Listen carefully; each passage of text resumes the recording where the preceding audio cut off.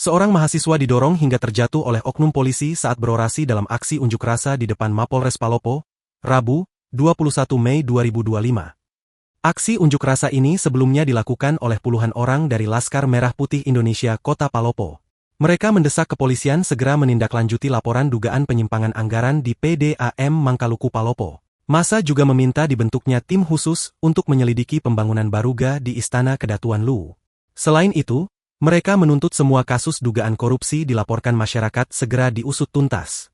Ketegangan sempat terjadi saat kedatangan massa disambut celetukan personel Brimob yang hendak berpatroli. Tidak cukup dibagi-bagi, ucap salah seorang personel. Pernyataan itu memancing emosi demonstran. Massa kemudian bergantian menyampaikan orasi. Salah satunya adalah Palim, Ketua PP Hambastem, berorasi dari atas pagar Mapolres.